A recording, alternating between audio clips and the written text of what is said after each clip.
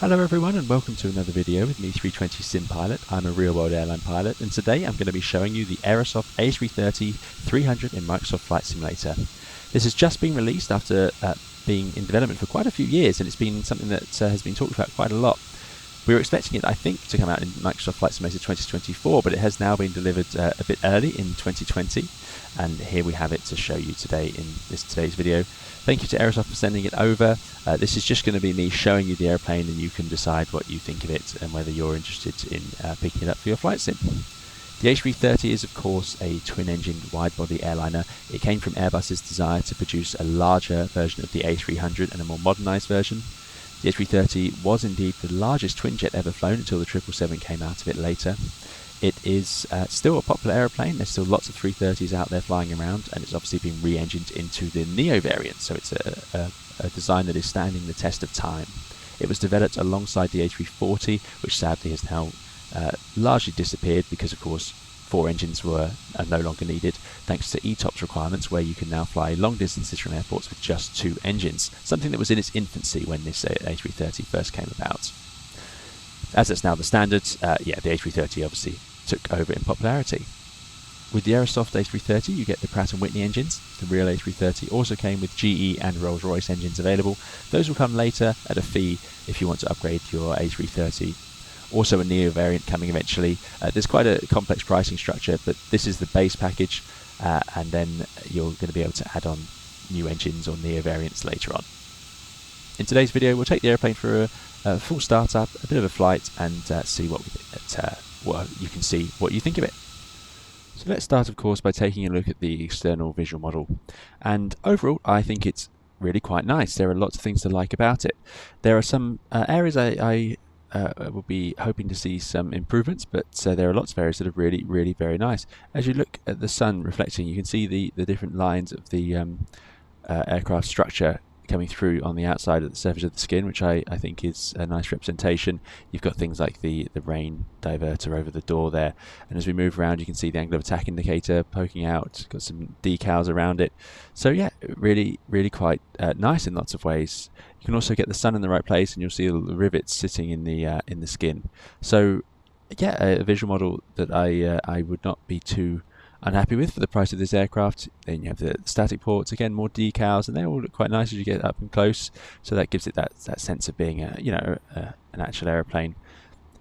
Moving to the front of the nose, you can see more pitos, temperature sensors, ice detectors all sticking out and modelled, so that's really nice to see as well. There are some areas that are a little bit less detailed. As we look around the nose gear, for example, you can see just maybe the tyre and the wheel hubs are not quite matching up to some of the things we've seen, but still, if you look around the modelling of this nose gear, that's no small feat to get all that detail in there, all those cables and wires. So yeah, quite happy to see that. And look at this little, even the rear door to the nose gear, they've modelled the sort of the seal around it for when it closes up. I think that's really quite good. You'll notice as well, as we come up to the front of the flight deck, you can see down and in, and you'll see things like the windshield wipers. Then you have little rain repellent dispersers, the ice detector or the visual ice probe. So that's really quite nice modelling, and as you move the camera around you can get nice sense of how well they've done that. You can also start to see into the cockpit, and the visual model in the virtual cockpit is very nice. We'll see that shortly, but you can see how they've got even different texturing on the different panels in the glare shield there behind the glass. So really nice. Looking forward to taking you in there. As you move around, cargo holds modelled as well, lots of decals in there, so nothing to complain about there, and all the right text out here, more angle of attack sensors. It is a very clean aeroplane, as they often are. We've got some streaks running along the bottom of the wing, but yeah, in general quite clean. I think most flight simmers seem to prefer that over what I prefer of a really grimy aeroplane. I think the main gear look a little bit nicer than the nose gear, especially with the wheel hubs and some texturing on the tyres. But looking around the airplane again, lots of nice details, hydraulic lines with even the colour coding for the hydraulics on them, and then more of the weight charts for how the pressure should be set up in the hydraulic or the landing gear struts. Engines also look nice. Got nothing to complain about here. That sort of classic, slightly older generation fan style now, as this engine is of course not the newest. The A330 Neo will have the new style with less fan blades. But back when this airplane was launched, this was quite common sort of thing to see. Lots and lots of fan blades, very similar to the CFM engine, the original CFM engine on the A320 CEO. So it looks nice, modelled well. The silhouette is correct, as I always like to look for. Does it look like an A330 from a distance? Well, yes, it does, including that iconic sort of nose down attitude where you can see that the nose sits slightly low, which is why when they later went and made a freighter version of this, it has a bulge under the nose gear so that the nose gear is pushed down further. It uses the exact same landing gear, but they just mounted it lower, and that way when the airplane sat on the ground, it sits level. Having a slight nose down isn't really a problem on a passenger airplane. People can walk up and down a slight gradient like that. But for cargo, it is a problem because it means heavy loads would have to be rolled uphill. So they made sure that it's flat, which is quite a neat idea. Wings look very shiny and clean, perhaps a little too much for my liking again. But if you look with the light, you can see that the textures are there, the rivets are there, and you've got slightly different textures as you move around from the leading edge into the main part of the wing. Unlike Boeing's, the long-haul Airbus aircraft don't bother with an inboard aileron. They just have the outboard too, and then they shut off part of that when they want to have the high-speed flight. Boeing shuts off the outboard ailerons in the cruise and uses the inboard ones, but there we go. Moving back around, again, another nice hold at the back. All looking very nice. Again, lots of panels, lots of streaks, lots of static wicks. It all just adds up to I think a nice visual model. I haven't got a lot to complain about here.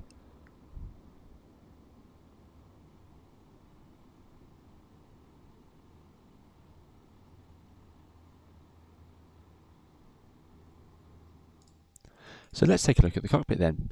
The airplane does seem to load up in this sort of powered on but without any actual power state, so the batteries are on but there's no ground power. So I'm just going to fire up the APU, and then while that does that, we'll have a look around. So yeah, it's actually a really nice visual model in here as well. If you look, all the texturing on the armrests, the seats, they all actually come together to make a really nice effect. And you've got the correct sort of Airbusy soft touch covering around the glare shield and the oxygen mask. So yeah, it's a very nice visual model in here as well. It has all the right marks, oxygen mask, decals, and you can actually open the oxygen masks. You can bring the tray table out, and that has a little sound for it as well, which is nice. You've also got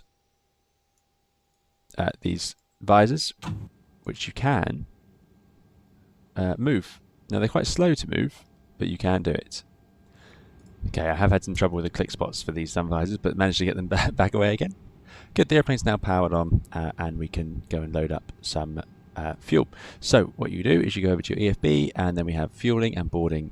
Now again, there's another bug in here where it doesn't always register it, but anyway, I've managed to put 36 tons of fuel on. You can have instant, fast, or real time, and we've got 146 passengers over there. And if we click on these little 3 dots, we can see the fuel and the weight and balance accordingly. Gives us a CG chart as well, and then there is a performance calculator in here which we will use shortly. So let's now go into the CDU and just set up a bit of a flight. This is not a tutorial on how to fly the Airbus. There's our data page, our init A. We're going to go from Heathrow to Gatwick, and will be our usual 222 call sign. We got 146 passengers, not many at all for this short hop down. We'll cost next 22. Oh, 146, cost next 22, and we'll just go down at flight level 100. And there we go. That's init A.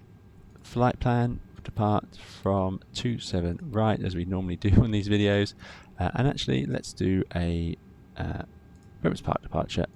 Insert. No, we didn't like that. It's got a discontinuity for some reason. Let's do a Stirling departure. Okay, strange. There we go. Perhaps that was the incorrect runway for that Prince Park. So there we go. We have a departure. You can see it's just drawn solid lines. We haven't put the weights in yet. So that we can also put in an arrival. We'll put the ILS 26 left in Gatwick, and we'll come in via. Let's just do a Midhurst. timber. Good, so it has automatically brought in the connection there. Secondary is not currently functional. RadNav, we'll leave it to auto tune, and time for init B. Let's get the weights in. So this is where we go to our 0 fuel weight of 146.5 and a 0 fuel weight CG of 23.7.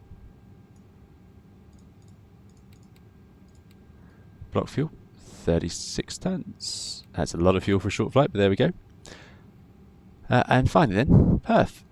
So now, I'm just going to run to our calculator, performance. We're going from Heathrow, and it's quite easy, you can just type it in, brings up the data, that's very nice, 1013 QNH. And we'll go 0 winds, 15 degrees, dry runway. That's a bit annoying. I was hoping it would copy that, unless it can. Can it do it? There we go, it can indeed. Taking 182 tons, optimum, anti-ice, none, and it will flex, calculates.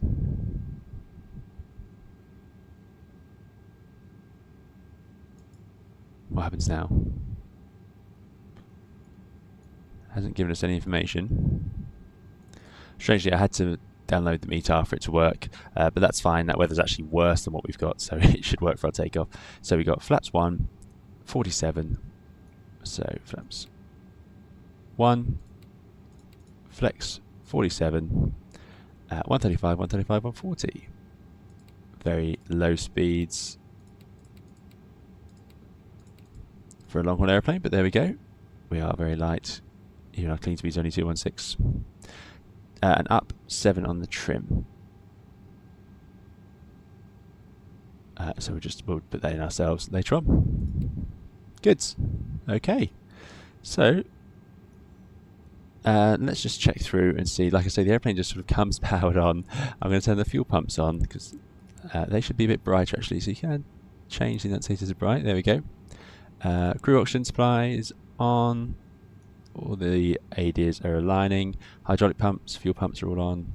We're on the APU. We'll give APU bleed, which should see these pack fault lights go out. And you can see if we go into the systems, you can see things. Maybe not all these pages work.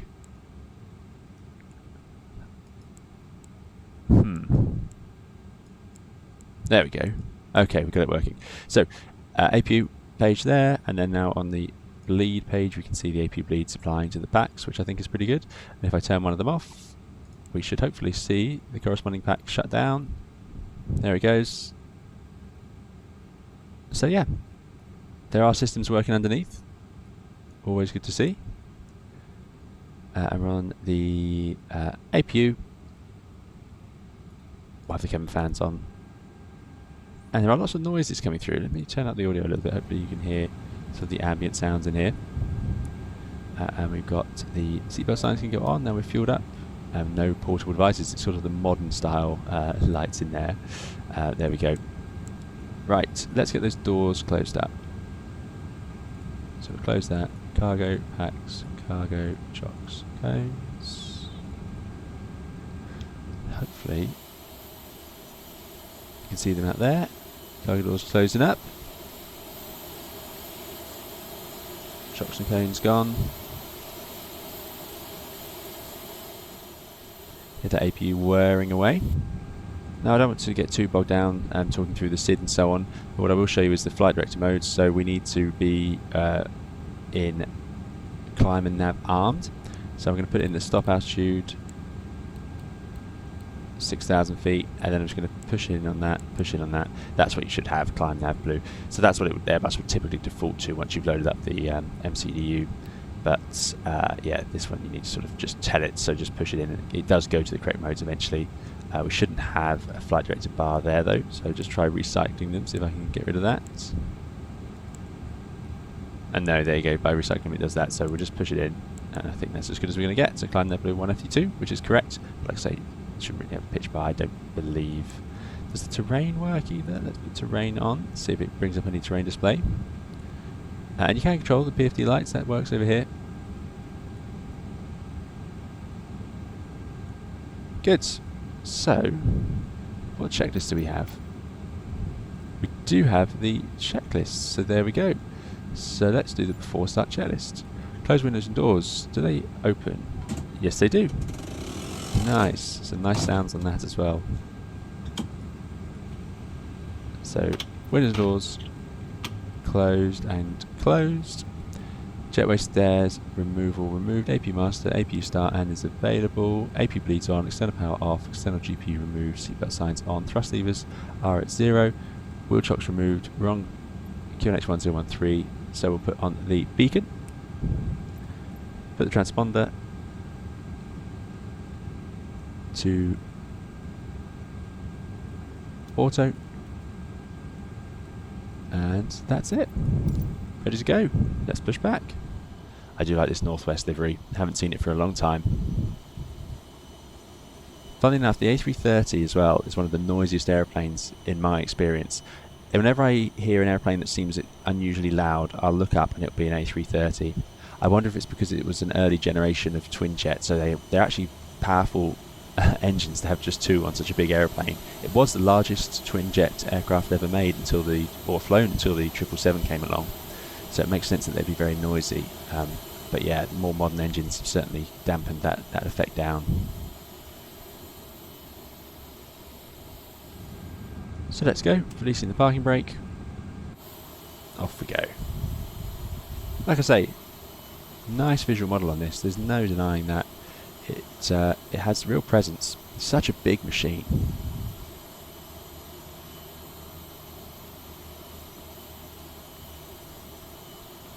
Now I'm not sure if the A330 can start both engines at once, so we'll do it one at a time. Lots of long-haul airplanes can, but it does often depend on the engine manufacturer as well as to which ones are allowed. I think it's slightly more common with Rolls-Royce engines, but anyway, we shall see.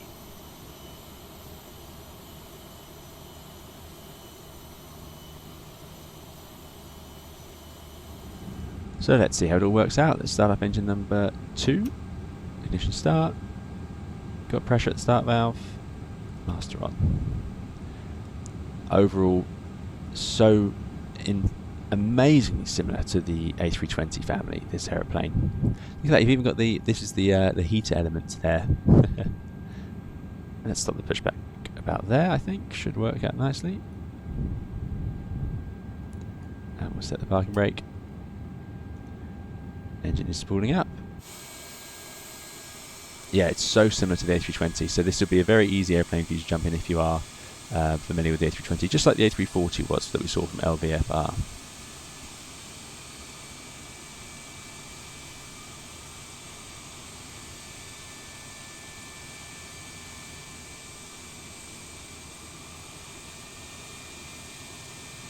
Not sure how many tugs we need driving around, but there they are. I'm not sure if one is default and one is modelled or what's going on there. Anyway, engine coming to life.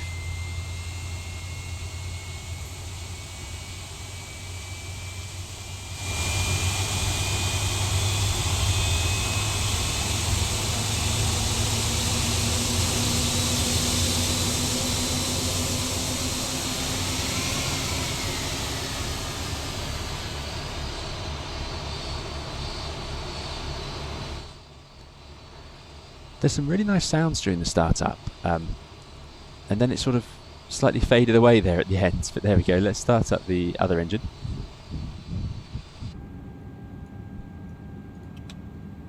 And you'll also have heard that slight surge. It does seem to have a bit of an issue where the thrust overshoots, or the EPR overshoots and then comes back down again. I've noticed that a few times on this aeroplane so far.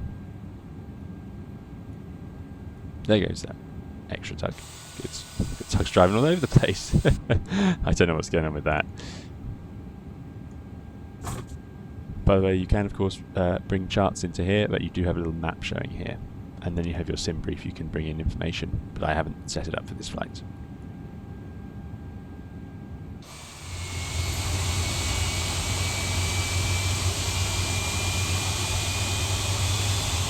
So with the engine started, we are going to make sure that's all worked properly. I'm not sure why the fault lights are on, but we'll turn off the APU bleed and the APU master. We don't need any engine anti-ice. We're going for a flap 1 takeoff, so we'll set that. Arm the speed brakes. Put that back to norm. Rudder trim is... Oh. There we go. Reset to 0. Again, look at the modelling in the cockpit. Really nice. It does look lovely, I've got to say. Very impressed with the cockpit in general. And there we go. So, what else have we got to do? We'll do the auto brake once we taxi out. And there's all our brake temperatures. Look at that, all those wheels we've got. So many, so many wheels. I suppose it's the same as what I have now on the 787. It just looks strange seeing it formatted on an Airbus screen because I'm so used to seeing the 321.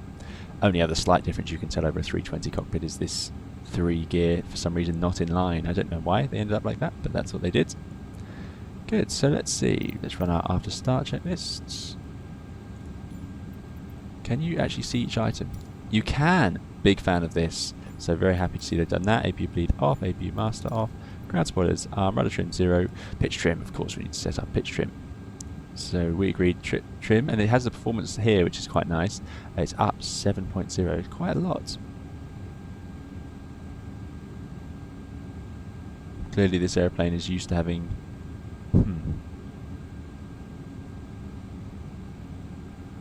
I'm not sure. That's a bit too much. Yeah. Well, up 7 is on the limit. We are very light, but it is in the green band, so I'm going to see if that works out.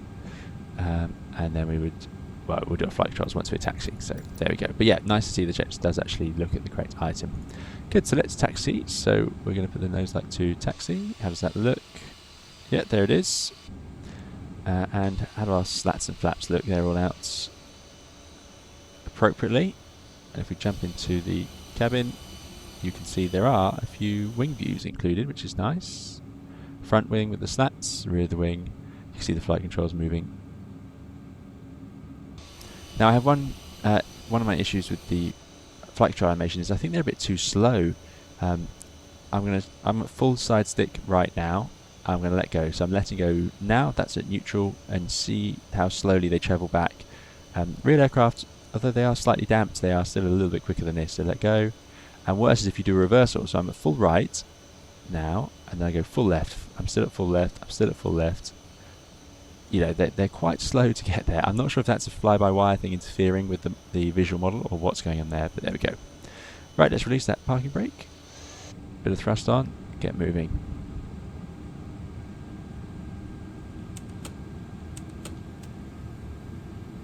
There we go.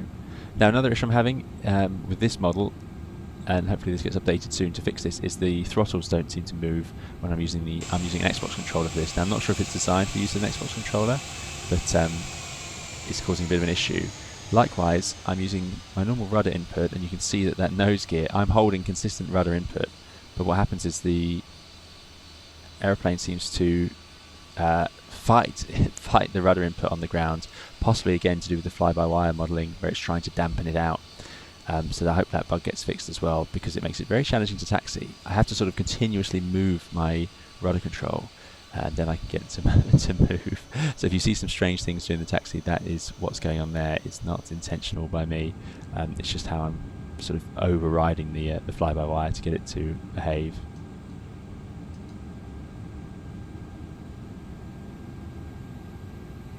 Again, really impressive visual model in here. But it is a shame about these bugs sitting in the background, causing me just a few issues as we taxi around. So let's get it in a straight line. That should make life a bit easier. Now it's an Airbus, so we can do our flight controls as we taxi. As you can see, no inboard ailerons.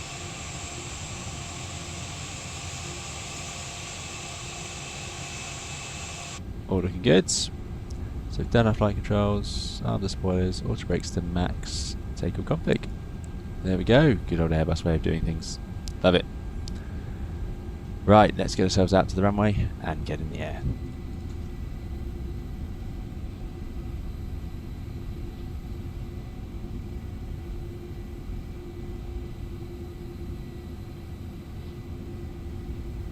Okay, let's line up. So we'll put on the landing lights. I love that on the 330 there's just one switch. It makes a lot more sense than having two, I think.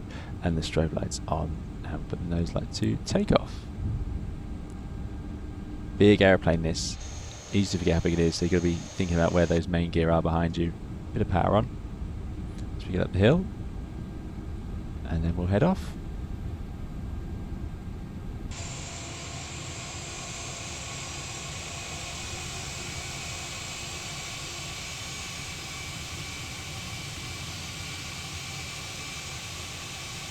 Again, sorry about that nose gear steering.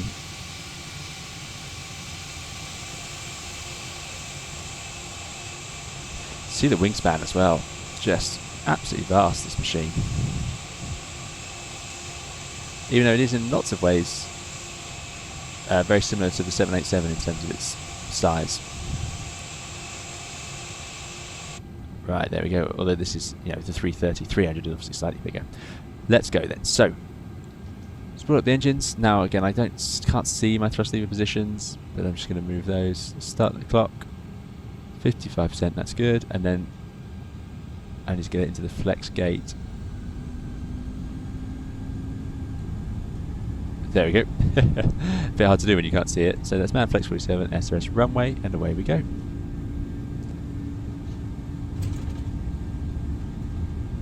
$100 knots, stick to neutral.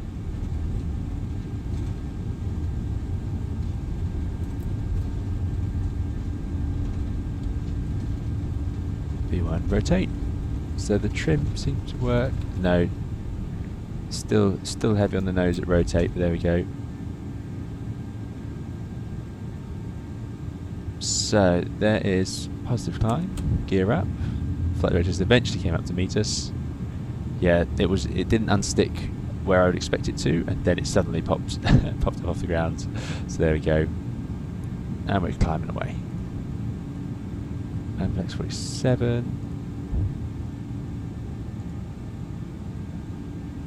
Good, okay, so that's the acceleration done, or reached, so we'll bring thrust back to, hopefully, the climb gate.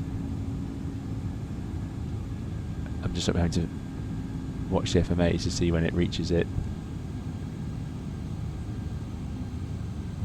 No. Thrust climb, there we go, okay. And we'll fly that turn. It hasn't quite drawn, the LNAV is clearly not drawing the, predicting with the weight and so on. It's a very simple straight line. So that's a bit of a giveaway there. Right, round the corner we go.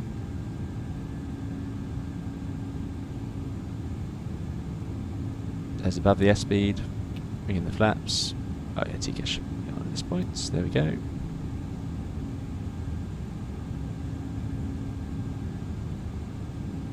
Good, and up to 6,000 feet we go. Yeah, so now it's going to have to fight its way back onto the green line. But there we go.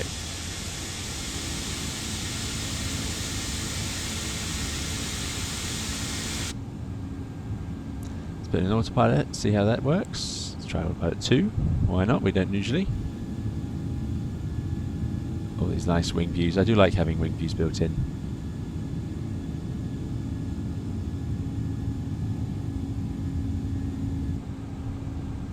Yeah, so this LNAV is not particularly predictive, as you can see. Good, so let's just climb, nav. Autopilot 2, and let's just imagine air traffic asks us to level off at 5,000 feet, so we'll just level off there, and then we'll have a go at the handling. We can disarm these spoilers now, and runway turn offs off, put the tax light off, leave the landing lights on. Speed up star. There you go, managing nicely.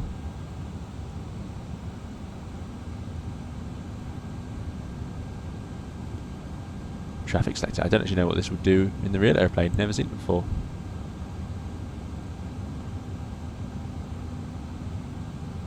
Okay, so let's disengage the autopilot. And now let's try out the fly-by-wire things. So I'm going to disengage the auto throttle. Actually, no, I'm going to leave the auto throttle in speed mode. I'm going to turn off the flight directors. And there we go. So let's see, does the flight path vector work? No, we can't put it into FPA. That's a bit of a shame. That's quite a nice thing. So we can't bring up the bird on the PFD at the moment. But there we go. Let's try out the fly-by-wire or the flight control law. So we're in normal law. seen by these little green dashes, so the airplane should not let us overbank past those, so let's try. The airplane feels, by the way, it's quite smooth to fly, but it's a little too sluggish for my liking. I think Airbus works hard with airplanes to feel very similar. Even the 380 feels similar to a 320 because the side stick is commanding a specific roll rate, and the airplane should deliver that roll rate, so that the big ones shouldn't feel heavier, if that makes sense. Same for the pitch, you're commanding a G, so it should just obey that G force rather than being heavier or slower. It should just put in the elevator it needs.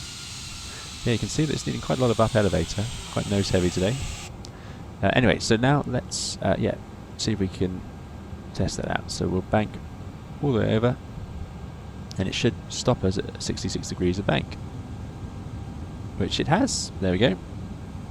And that would equate to a 2.5 G level flight turn if you were to keep putting the nose through, which I didn't do properly there as we entered it, but there we go. So that's good.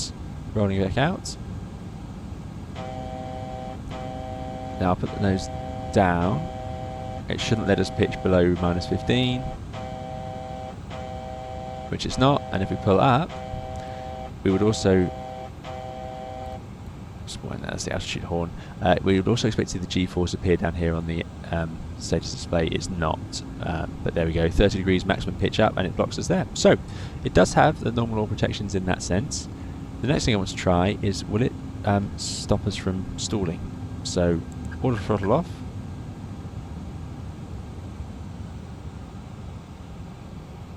Thrust back to idle, and if I put the nose too high, let's say I leave it something like there, the speed will wash off, and as we get towards our alpha prot, this amber sort of stripy band, I expect it to drop the nose. So that's VLS there, lowest selectable speed.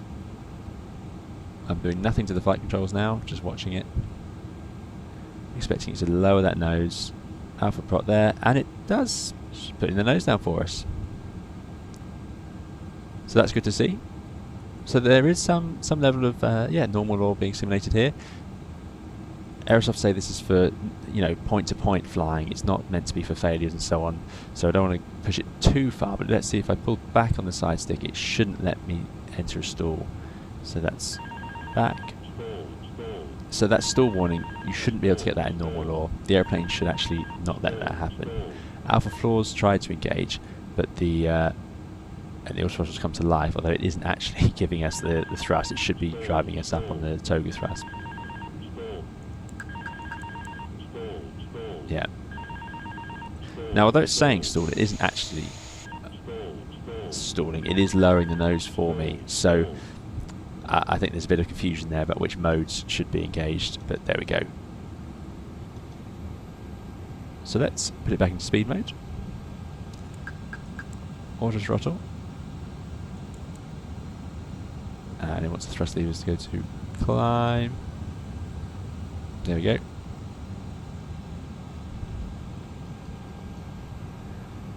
Good. And back in speed mode. And let's give it 250 knots. So, some nice handling, like I say, a bit sluggish I think in places, and the normal law protection seemed to work relatively well. Slight variation there in the alpha prop and the alpha floor, but there we go. Let's now see if we can get the automatics back in and head towards a waypoint. So I'm going to rebuild, so let's have the flight directors on. Let's go to 6,000 feet in an open climb on our current heading. So bring the heading back round. 012. There we go. So just come open climb heading autopilot. And now I'm going to do a direct to Mayfields, and we'll get ready for our arrival into Gatwick. So speed at star. Well, now I put it into direct. The great thing about the Airbus is it should immediately go into nav and drive us there. We don't have to do anything else, but this one hasn't done that. Not sure why.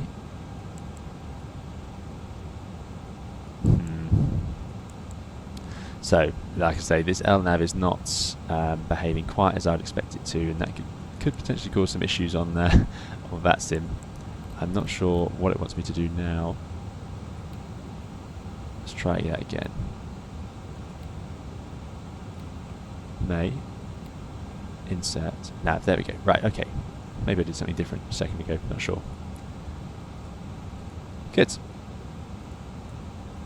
Speed out nav. Again, it's not predicting the line, it's just drawing it straight from where you are, which is a bit of a shame. Right, time to set up the arrival. So what we're going to do is do our little hat. So we put in the ILS already. RedNav has tuned it into Whiskey Whiskey 1109. That's good. Progress. Let's put in EGKK26 left. That works, which is nice. Performance page, climb page. Yeah, that's because we didn't quite fly a full profile, but there we go. And we'll just do a slight headwinds. And we'll just put in some minima. We'll do a flat full landing. And if we go around, we'll go around to 3,000 feet. There we go. And fuel prediction is not working because we've not done a full flight. Secondary doesn't work. So, okay, progress page, that's what we need. And the minimum's in. Good. And now we're flying over here. Now, what I'm curious about is, could I put in a hold at Mayfield? No. So, no holding, sadly, at the moment. So that, again, could be a bit of an issue if you're on VATSIM. So let's instead take ourselves off the ILS. So we'll put it into heading, bring it left 120 degrees. Let's try out some of the descent modes, see how they behave. So let's go set to 3,000 feet in VS. 800 feet per minute, please, airplane. Let's see what it does. Now, again, I do notice sometimes the thrust overshoots one way or the other. Oh, we'll go for medium water brake as well. Actually, we'll go low. Very light airplane today.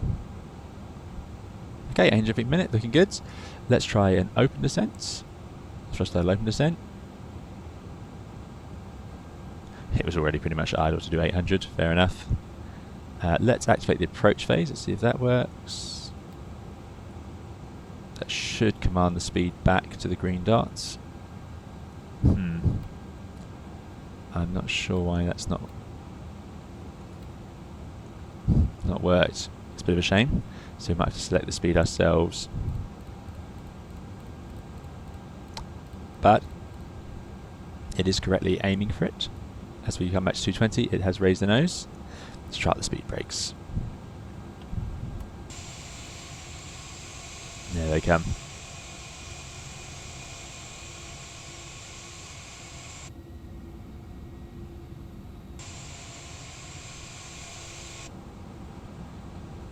Speed brakes are out, speed's coming back. Wow, is flap one limited to 240 knots? I'm surprised.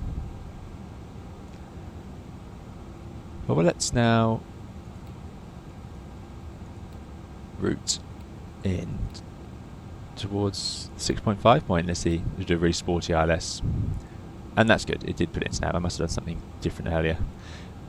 The modes are so different in the descent and nav modes compared to the Boeing. Need to bring up our landing scales, of course. And there we go, we've got an ECAM warning there for the speed brake still being out, which is good. It would normally give you that if the thrust was coming on and you had the speed brake out. Around the corner we go, 4,500 feet, 12 miles out, so that's about right. And we're basically turning to intercept the ILS, so I'm actually going to arm the approach now. And there's get through dual, AP1+2. So these are not, the modes looking pretty good. Put up flap 1, lock star. Now the problem we're going to have here is getting down quick enough. So let's put the speed brake out. And the airplane should. So again, even the speed brakes are very slow. The speed brakes are slow on the Airbus to deploy. They're very smooth, but at lower altitudes they're a little more responsive. It's gone from lock to lock star. Shouldn't do that. Once it's in lock, it would stay in lock. It wouldn't go back into lock star. There we go. Speed, glide slope star. Let's bring the speed back. Can I manage it yet? Nope. Still can't manage it. So we'll wind it back to the S-speed ourselves. Bit of a shame that. I'll leave the speed brakes out as we are pretty sporty now. Speed brakes to full. I think we're going to need the gear, so we'll lower the landing gear.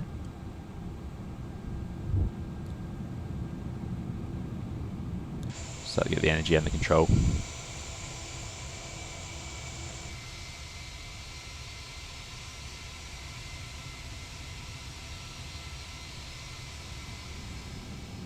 Right, flaps 2. Winding the speed back. We are very, very fast here. Let's arm those speed brakes. Can I manage it yet? No, still don't know why. Go to flaps 3. Flaps full.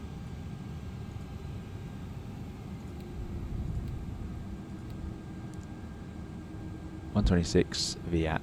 So let's put that in. Seems very low. Not convinced it's going to be happy with that.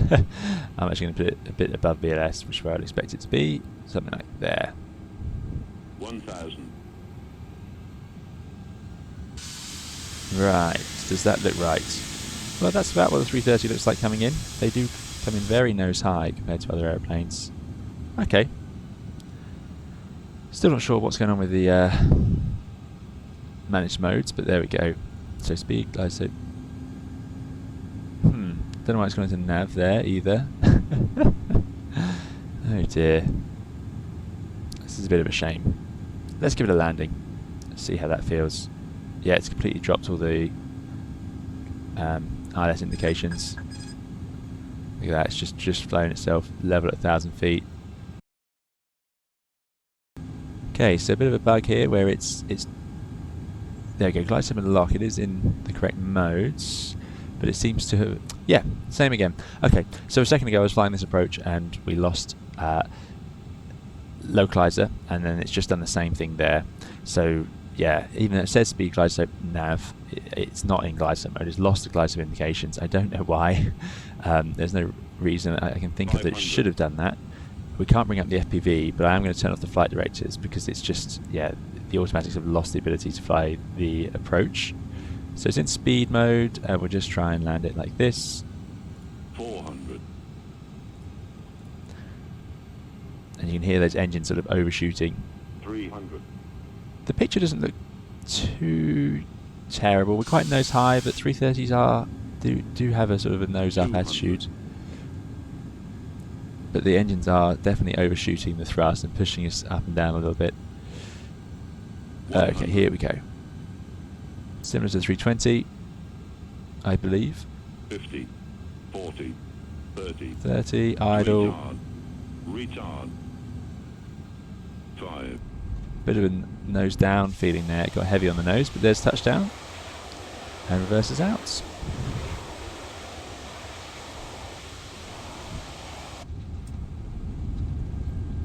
So what have we got? We got deceleration and the auto brake. The reversers have deployed and the speed brakes did deploy as well. Let's take over with some manual brakes because we're going to use a lot of the runway at this rate.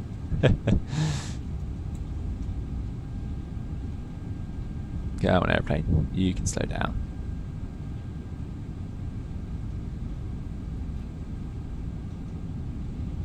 Bring the reverse to idle.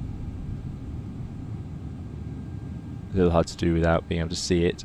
But there we go. Okay, parking brake set. Welcome to Gatwick. So there you have a quick flight with the Aerosoft A330. Like I say, something we've been hearing about for a while now. My impressions of this, just for this video, have been that the visual model is very nice. The cockpit is also very nice. There's clearly some work to be done with the automatics and as well the handling. We've got bugs with the thrust levers, bugs with the nose wheel steering tiller, and we also have some slow flight controls which I think should be sped up a little bit. But then we have the automatics where we need to see holding implemented. I want to see the ILS is work properly, but there we go. That's the state it is currently in. So I hope this video has been informative for you, and you can make up your own minds about what you think of the A330. Plenty more videos, guides and live streams coming on the channel, so do please subscribe if you'd like to see those. That's all for today. Thank you for watching. Bye bye.